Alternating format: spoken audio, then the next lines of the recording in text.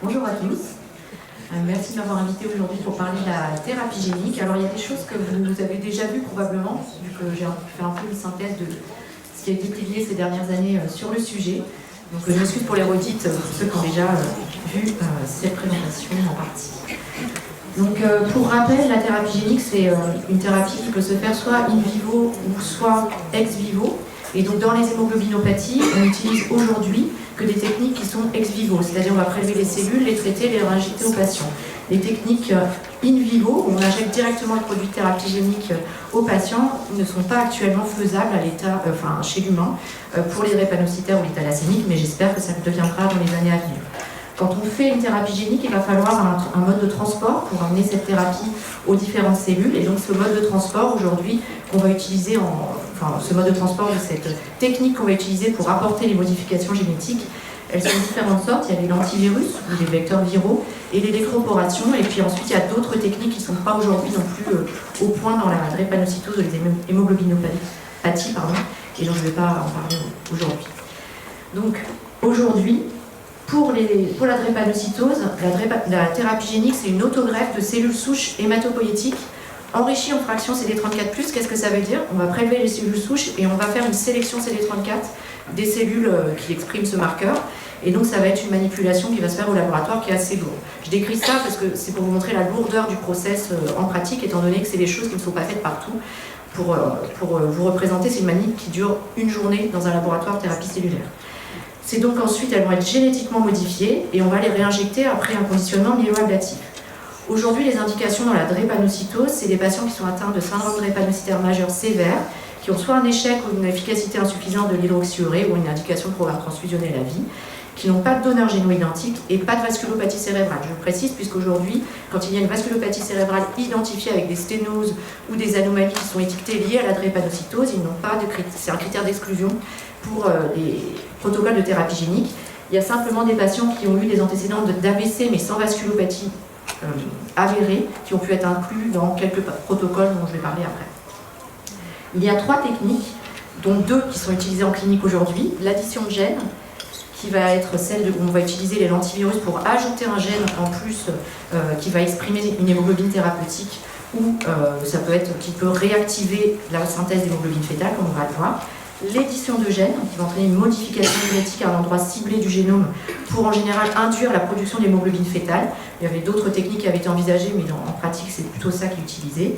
Et la correction de gènes, qui n'est pas encore disponible in vivo, non, pas in vivo, mais chez l'homme je veux dire, et qui pour l'instant est à l'état d'étude en recherche fondamentale. Donc la première addition de gènes qui a donné un succès chez un patient drépanocytaire, c'est un patient de Necker. Donc c'était le protocole AGB 205, c'est Bluebird Bio qui commercialise ce vecteur, qui a permis l'obtention d'une première guérison. En tout cas, c'est ce qu'on disait au départ, mais c'est plus complexe que ça finalement. Mais en tout cas, des très bons résultats avec. Pour quantifier cette réussite, on regarde l'expression de l'hémoglobine thérapeutique qui est produite. Ici, c'est l'hémoglobine T87Q, c'est une hémoglobine qui est semblable à la bêta-globine, mais qui va avoir une mutation particulière qui va inhiber la falciformation. Mais en pratique, elle va avoir les mêmes propriétés. Et donc cette hémoglobine thérapeutique, on va pouvoir la mesurer, elle va faire un pic différent sur l'électrophorèse de l'hémoglobine HbA1c, et on va pouvoir voir également le nombre de copies de vecteurs intégrés dans les cellules, ce qu'on appelle les VCN. Donc ça c'est pour les techniques lentivirales, et donc chez ce patient, on voyait que globalement les VCN étaient entre 2 et 3, stables dans le temps, il faut à peu près 6 mois pour que ça se stabilise, et puis ensuite ça reste à peu près dans les mêmes valeurs, et l'hémoglobine avait beaucoup augmenté, était passée de 8 grammes de base, alors après c'était 10 grammes 5 là qu'on voit avant la thérapie génique, mais sous programme d'échange transfusionnel, avec une hémoglobine qui est aujourd'hui stabilisée aux environs de 12 grammes par décilitre. L'hémoglobine S était à 49% et l'hémoglobine thérapeutique à 48%. Globalement, voilà, je vous ai fait un tableau synthétique à la fin, mais cette proportion 50-50 ou 45-55, elle est à peu près la même dans tous les protocoles aujourd'hui, c'est-à-dire, sauf un, qui est très récent, on a peu de données, c'est-à-dire que comme on ajoute un gène supplémentaire qui va soit réactiver l'hémoglobine fétale, soit créer une nouvelle hémoglobine thérapeutique, le gène de l'hémoglobine S reste. Et donc, on va continuer à produire cette hémoglobine S. Et ça, c'est ce qui fait peut-être la limite en termes de guérison de ces thérapies, étant donné qu'on n'arrive pas à obtenir aujourd'hui des profils AS standard, on est plutôt à 60-40 avec plutôt 60% de A et 40% de S. Si pas de délétion à phase aussi, etc. Alors là, je vous ai mis la suite de ce protocole. Il y a eu 3 patients inclus dans AGB 205 Lanecker avec des réussites plus ou moins importantes selon les patients. Sur les 3 patients qui ont été inclus, il y a le premier patient qui a eu la meilleure réponse, c'est SCD1. La deuxième, SCD2, qui était une S-bêta 0 thalassémie qui avait des vecteurs copy number qui étaient inférieurs, mais comme elle était S-bêta 0, qu'elle n'avait qu'une seule copie du gène S, on a réussi à avoir une réponse suffisante pour arrêter les échanges et le traitement de fond, mais elle a une hémolyse persistante. Et la troisième patient qui malheureusement s'est révélée être un échec de prise et qui est actuellement toujours sous programme d'érythraphérèse. Alors elle a un petit bénéfice de cette thérapie. Donc cette patiente, elle est sous érythraphérèse, mais elle a un tout petit bénéfice quand même de cette thérapie génique, c'est-à-dire qu'elle a un peu d'hémoglobine thérapeutique et à peu près à 12-15% qui monte une fois qu'on est à distance de l'érythraphérèse, donc on arrive à la faire toutes les 8 semaines. Donc bon, c'est pas génial, mais on va dire qu'elle n'a pas eu 0 bénéfice de recevoir du busulfan à dose nulle. Je vais passer.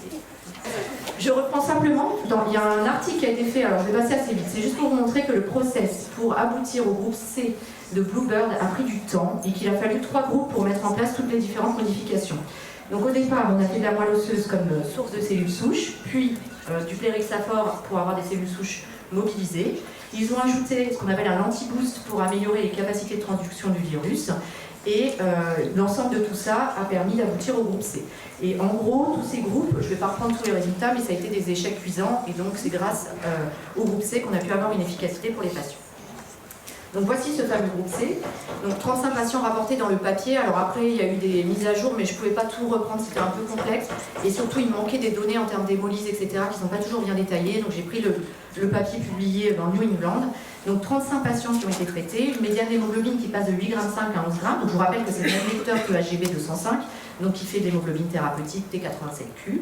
Et donc les patients qui ont tous plus de 40% d'hémoglobine thérapeutique, avec une répartition pas tout à fait pancellulaire, mais assez importante, de 85% dans les globules rouges. C'est-à-dire que si on regarde les globules rouges de manière individuelle,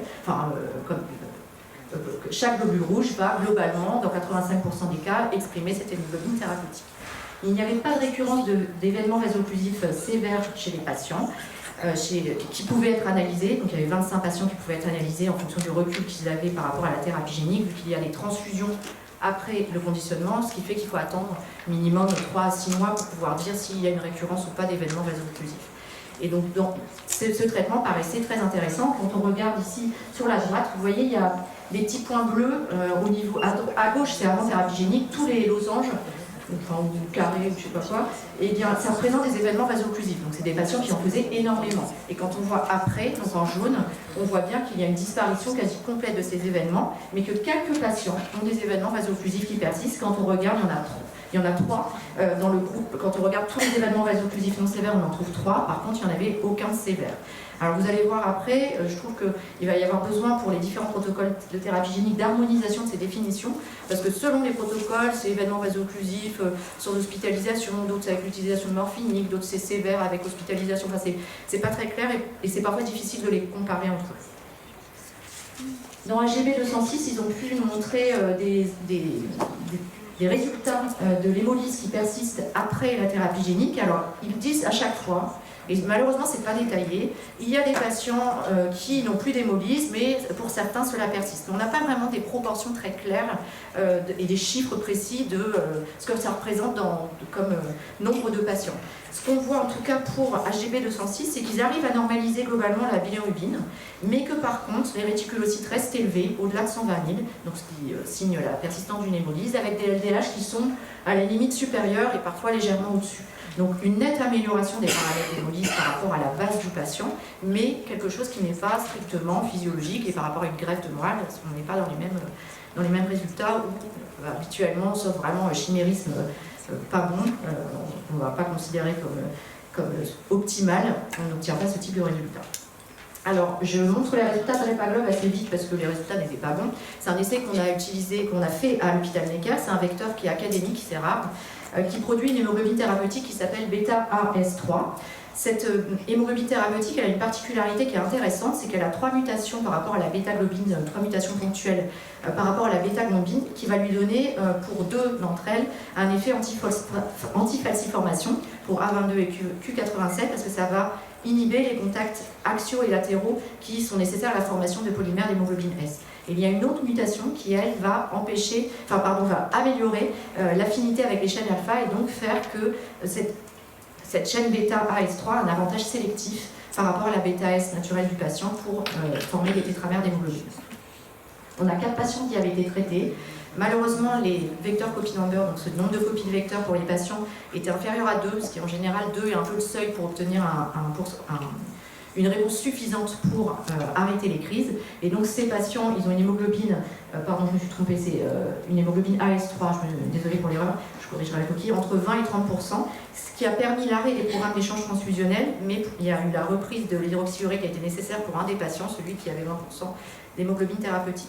Ils ont une hémolyse qui persiste, ce qui n'est pas étonnant vu ce résultat. Ils ont tous gagné, tous les deux, ils ont gagné plus de 2 grammes d'hémoglobine. Aujourd'hui, ils sont plutôt entre 10,5 g et 11,5 g d'hémoglobine de base, ce qui n'était pas du tout leur hémoglobine habituelle.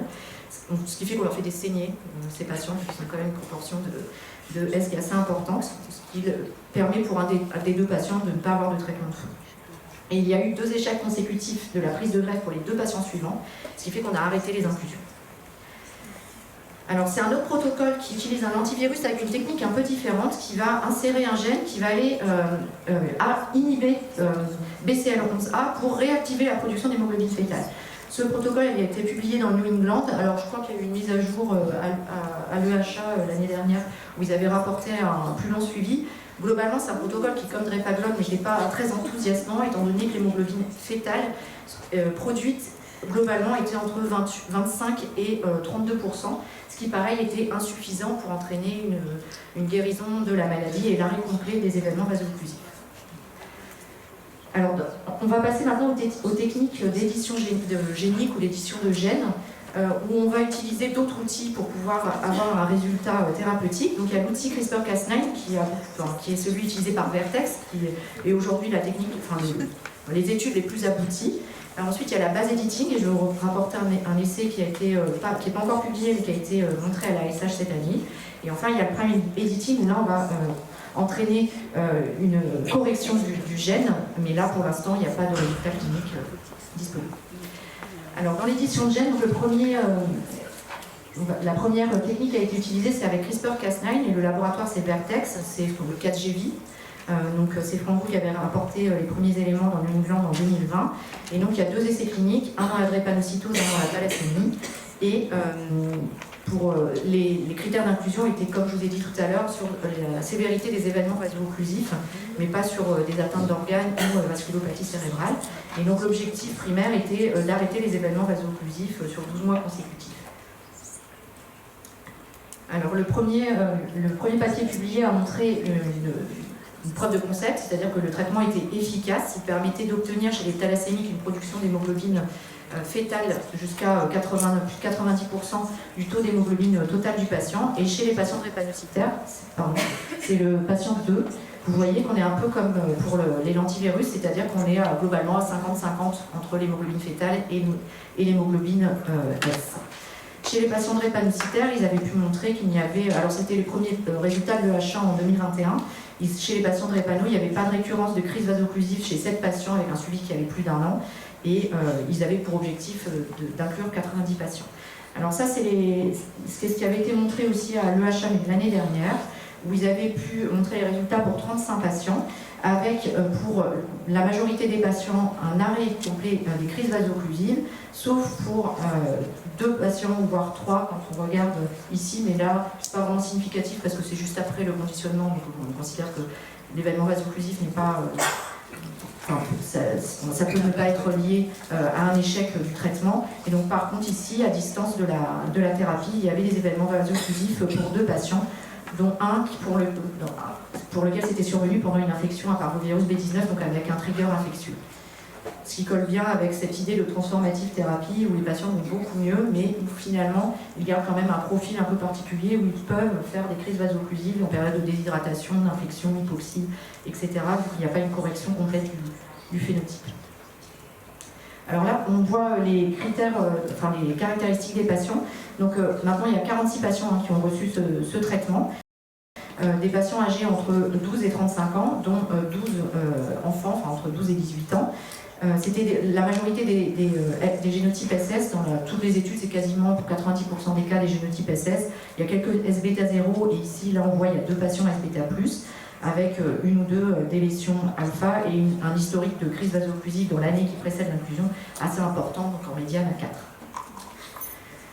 Le nombre de cycles est très important. Alors, j'ai fait dans le tableau à la fin, vous verrez, je compare toutes les techniques, mais cette technique est la plus, on va dire, demandeuse de cycle de mobilisation de cellules souches, qui est un vrai problème, parce qu'à chaque fois il faut poser un cathé central au patient, c'est 3 jours d'hospitalisation, lui administrer du GCSF, du Plerixafor, il faut l'hypertransfuser avant, enfin voilà, c'est toute une lourdeur de traitement. Le Plerixafor, c'est pas gratuit, alors le prix a baissé, on n'est plus à 5 000 € l'ampoule, mais je crois que maintenant c'est 2 500, enfin on reste à un prix quand même coûteux, et donc tout ça coûte beaucoup d'argent et c'est pas compris dans le prix de la thérapie.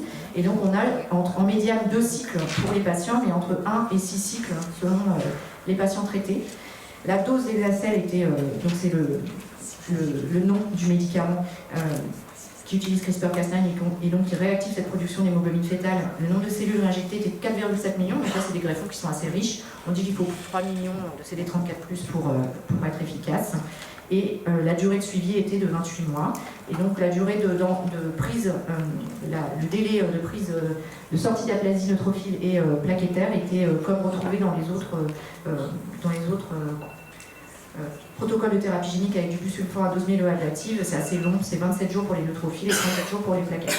Vous allez voir qu'il y a eu des progrès avec d'autres thérapies et que la durée cette aplasie est plus courte pour certaines thérapies finalement, donc il y a aussi un lien probablement avec la thérapie utilisée en termes de prise de greffe et de rapidité de prise de greffe.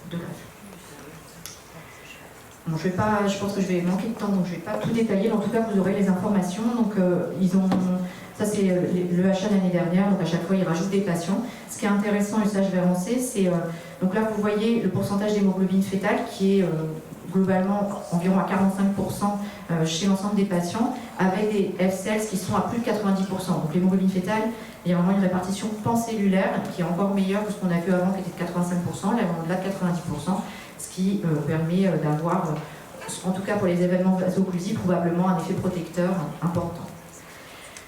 En termes d'hémolyse, on retrouve donc que les LDH ici étaient globalement normalisés. Les réticulocytes, par contre, étaient toujours anormaux, aux alentours de 120 000 à peu près, donc on n'est pas dans des normes habituelles. La bilirubine libre était mieux qu'avant et quasiment corrigée pour tous les patients, et une aptoglobine qui reste légèrement basse par rapport à la norme, mais qui est dosable, donc une nette amélioration des paramètres d'hémolyse, mais pas une correction complète, surtout sur les réticulocytes finalement.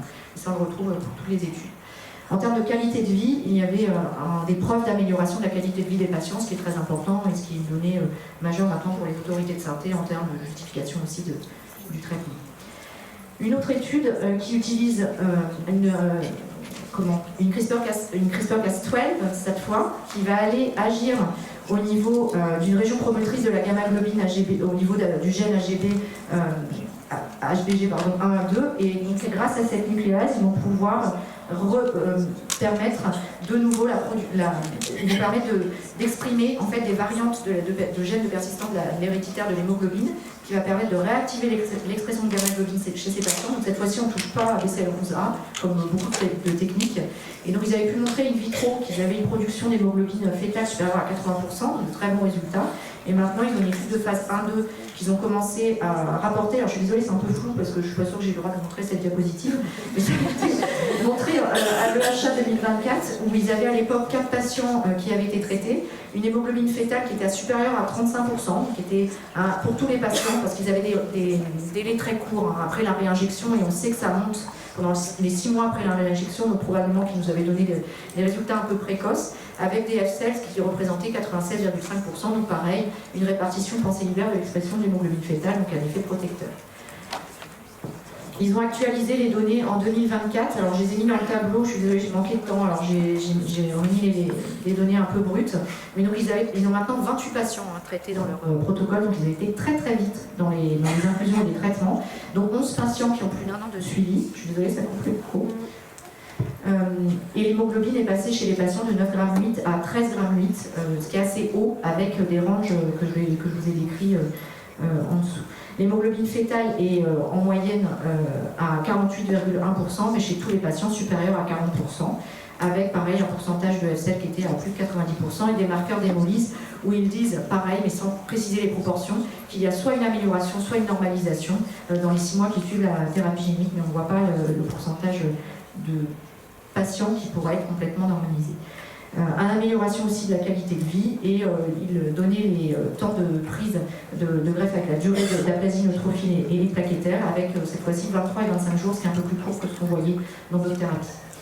Un autre essai qui est un peu différent, c'est le premier essai qui utilise cette technique, c'est une technique d'édition de gènes aussi, mais on va faire une édition de base.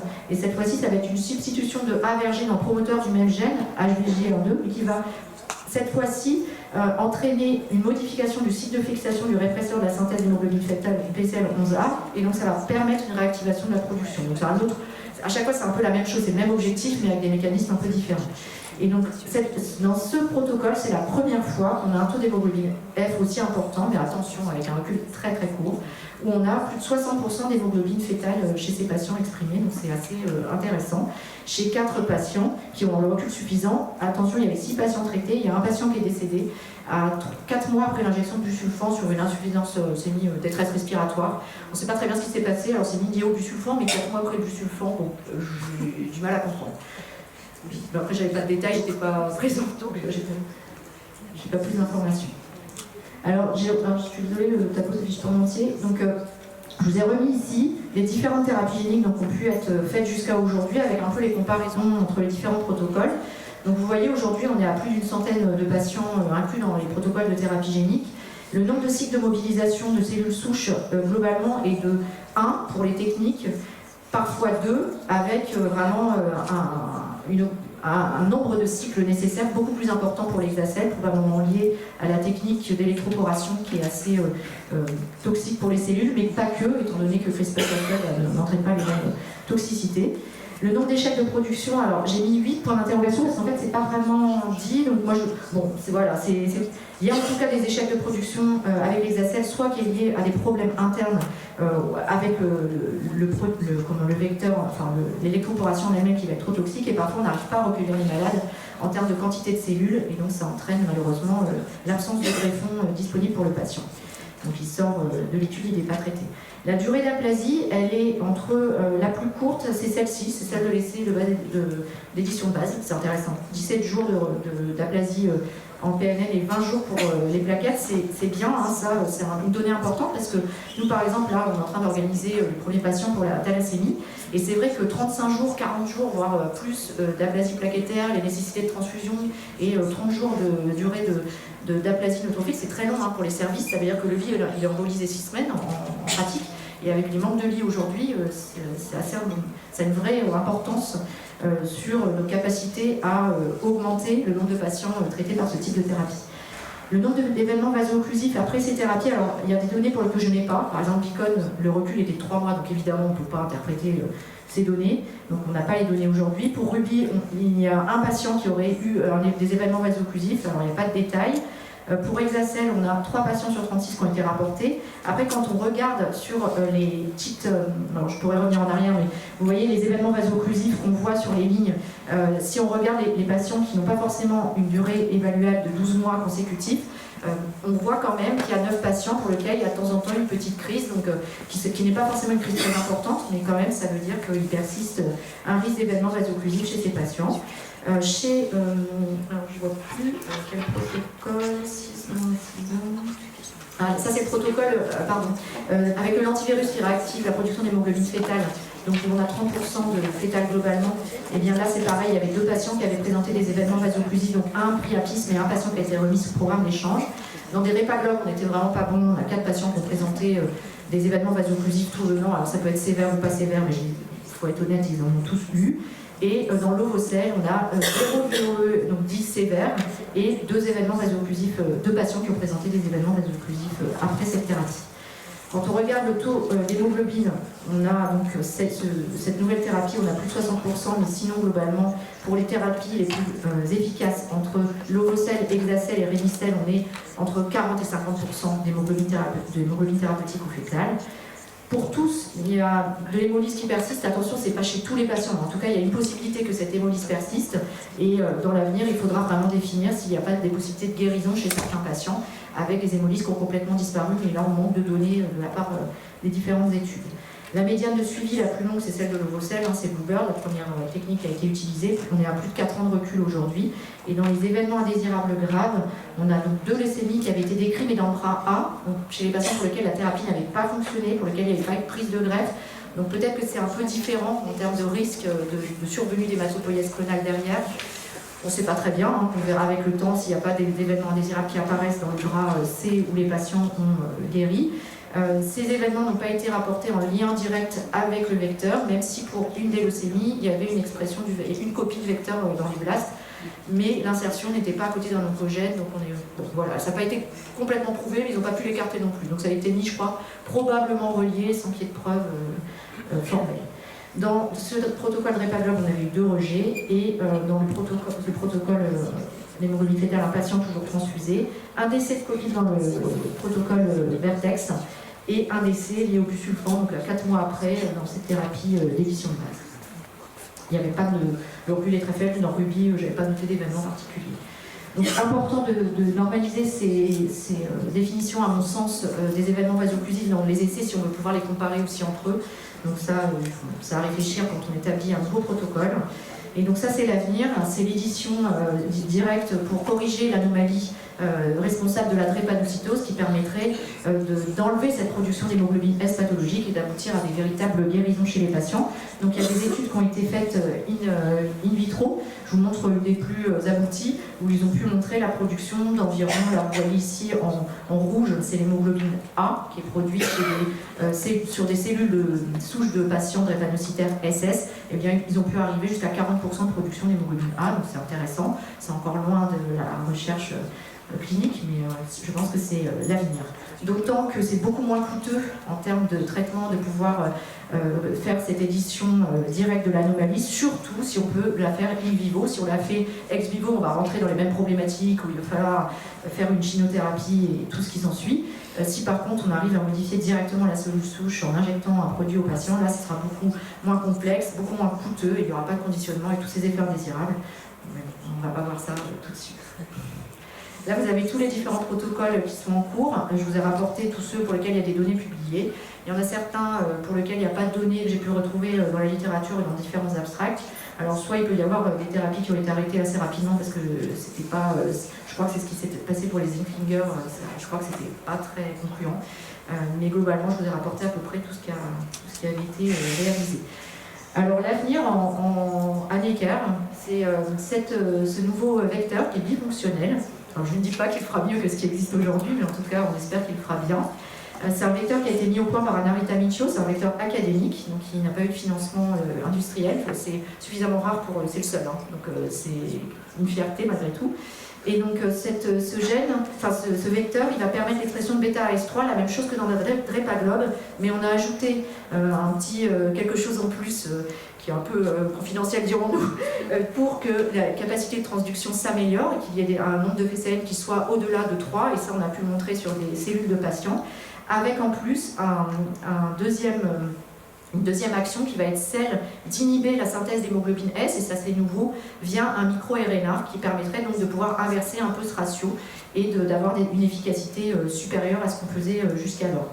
Chez les patients, on a pu montrer qu'on avait, sur des cellules de patients, bien sûr, pas chez les patients, on n'a pas fait de protocole encore de recherche clinique, on a pu montrer une production d'hémoglobine bêta-AS3 à plus de 60%, avec un DVCN en moyenne plutôt entre 3 et 5, donc c'était satisfaisant. Après, évidemment, parfois il y a des différences entre ce qu'on observe in vitro et in vivo, même souvent, donc on espère qu'on confirmera ces données dans un protocole qui va ouvrir en fin d'année, qui s'appellera Drepanir, et pour lequel je vous solliciterai peut-être pour envoyer des patients en RCP. Alors la coût et disponibilité de ces traitements pose problème. Bluebird Bio, il n'est pas disponible en Europe, c'est le Lorocel, 2,8 millions de dollars aux États-Unis. Vertex, 2 millions d'euros environ, c'est un petit peu moins en fait, mais environ, j'ai arrondi. Alors, malheureusement, il y a eu un accord de l'EMA et sur une décision qu'on peut discuter après, il y a eu un ASMR, pardon, c'est même pas 4, c'est 5 qui avait été rendu. C'était la SMR4, c'est pour la thalassémie, pardon, sans remboursement possible du traitement. Donc le traitement malheureusement n'a pas pu avoir mis en place cet accès précoce du fait de la décision de l'HAS qui fait que le laboratoire a choisi de ne pas mettre en place l'accès précoce du fait du risque qu'il ne puisse pas mettre en place son traitement en France après cette décision. La greffe, ça reste moins coûteux, c'est 350 à 450 000 euros. Alors je ne vais pas faire la discussion, c'est pas ça aujourd'hui, mais aux États-Unis il y a eu un topo plutôt orienté par Cassim sur l'opposition thérapie génique, greffe haplo-identique, où il montrait des résultats vraiment extraordinaires de greffe haplo en disant voilà, nous on coûte beaucoup moins cher et on fait beaucoup mieux. Je pense que c'est pas aussi simple que ça, mais en tout cas l'un n'empêche pas l'autre, donc je pense que les deux thérapies sont utiles et ont peut-être des indications différentes. Et sachez que pour le vecteur Drepamir, ce serait plutôt 300 000 euros, donc beaucoup moins cher. Donc voilà, on aimerait avoir une promotion. Enfin, en fait, on a eu le. Alors, je sais pas, mais on va ce qu'on appelle une exemption hospitalière et un accès précoce qui soit mis en place assez précocement après l'essai si jamais il est conclu. Alors, je vais aller très vite parce que j'ai plus que 2 secondes. C'est juste pour vous montrer que le process de thérapie génique, c'est très long. Ça, j'ai pas eu le temps d'en parler, mais c'est quelque chose qui prend beaucoup de temps. Là, pour un exemple, même si c'est dans la thalassémie, le premier patient que j'ai inclus, c'était l'année dernière, janvier 2023. Le temps de faire les recueils, de récupérer les cellules, d'avoir un lit, blablabla, l'hypertransfusion. Eh bien, on va le réinjecter le 11 mars 2024. Donc, c'est long.